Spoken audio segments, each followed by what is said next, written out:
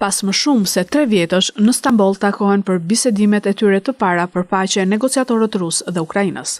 Presidenti amerikan Trump ka ushtruar presion të dyja palëve për t'i dhënë fund konfliktit më vdekjeprurës në Evropë që nga lufta e dytë botërore.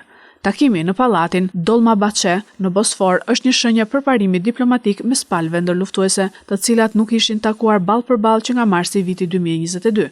Por pritshmëritë për një përparim të madh tashmë të ulta u ulën edhe më tej të njëjtën kur Trump tha se nuk do të kishte hapa përpara pa një takim mes tij dhe presidentit të Rusisë, Vladimir Putin.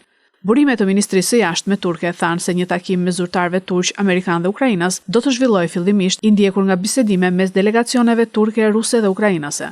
Putin të dielën propozoi bisedime të drejtë për drejta me Ukrainën në Turqi, por ka refuzuar një sfidë nga presidenti i Ukrainës Zelenski për të takuar atë personalisht, dhe në vend të kësaj ka dërguar një ekip zyrtarësh të nivelit të mesëm në bisedime.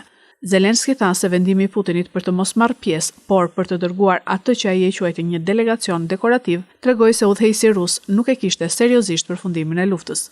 Rusia në anën tjetër akuzoi Ukrainën se po përpiqej të bënte një show rreth bisedimeve. Rusia thot se i shehatosi një vazhdim të negociatave që u zhvilluan në javët e para të luftës në vitin 2022 gjithashtu në Stamboll.